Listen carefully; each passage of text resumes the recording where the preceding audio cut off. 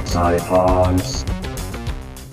Wait, okay, see, I'm ready now. Experimental Eddie. Here, check it out. This guy is just a zombie type character, oh crap, who keeps a wire pierced through his head. He's holding on to it. He's being electrocuted. Dumb zombie stuff.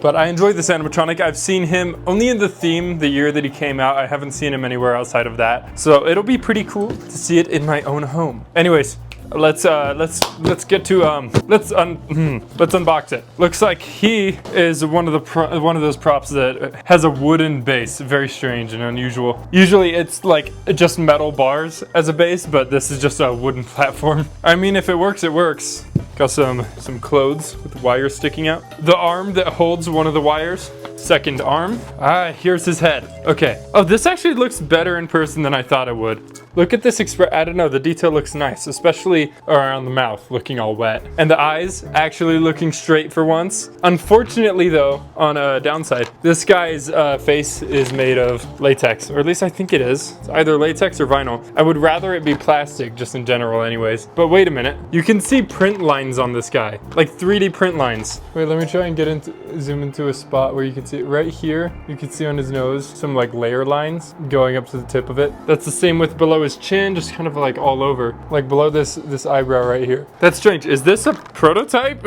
I don't know, I have no clue. But let me set this aside, you know, I guess I'll be extra careful with it. Here are his pants, complete with the hip loop, which is already a part of it.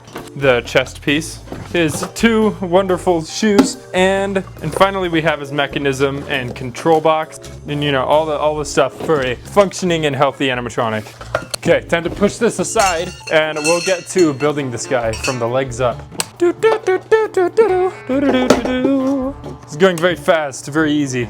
Okay, we've got the legs fully on. Time to lay his pants over here. They're double layered, so no need for pool noodles or anything to go over these thin poles. And now we'll put on its mechanism. He's just a guy that shakes around kind of randomly. That allows all the spring-loaded stuff, like his arms and his head, to shake around as well at that secondary motion. Okay, now that that's snapped on. Strange, wait, this looks like, it's like overalls, but just for his hips. That's why his legs go so far up. Okay, that'll just hang right there, I guess. Tiny pole. Put it up here. And I'm going to take a wild guess and assume that I'm able to just put its like torso on now. There we go. And you're in. Nice. I'm gonna throw these clothes on him. Easy peasy lemon squeezy, as many would say. And it appears that these are just Velcroed onto the shirt. Yep, I see it. Okay. He's looking good so far. I like it. Okay, I'm gonna have to get into the back here now to figure out how he's all wired up. Oh wait, no, I gotta put on his arms. Okay, wait, no, I got this. It's very strange.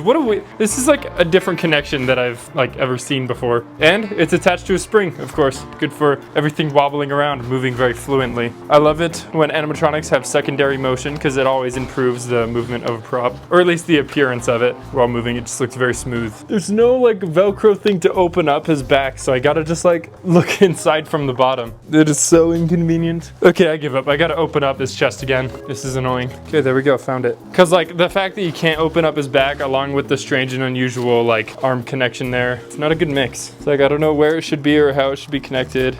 And then I'll just stick this wire up in his head. There we go, lovely. Time for his second arm. Gonna open up his chest once again, just to take a look at it, to know what the heck I'm doing. All right, there we go. What a strange build this guy has. Very unusual. And he's still got his control box. I gotta figure out where I'm meant to hang this. It's not even like attached.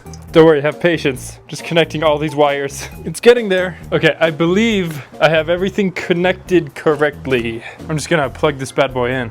Okay. I think he's good. I think that I can turn him on now. It's very janky, very clunky. I don't like the design of him when it comes to the build, but I mean, he looks good. The face looks very good, but that might be because he's a prototype, but hopefully the produced model looks similar. I'm gonna give him this microphone. There we go. And enjoy your rambling. Oh.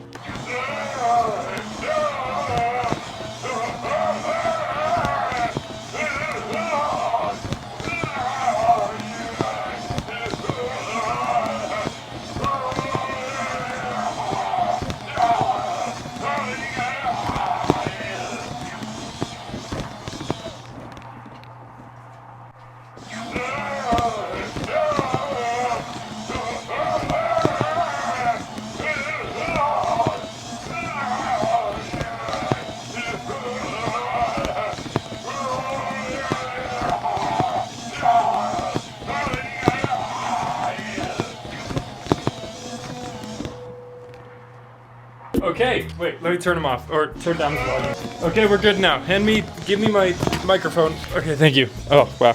Experimental Eddie. Bring this back here. Oh, there we go. Nice. Hopefully he's not too loud. But his movement is surprisingly really good. I don't know why I'm so surprised, because he does have springs on his shoulders and in his head, so it's gonna look like he's kind of going crazy, and there's a lot of other movements. It looks like he's pulling down on this, even though it's just the spring, you know? He looks really good, and he moves really good. I just don't like the build because it's really janky.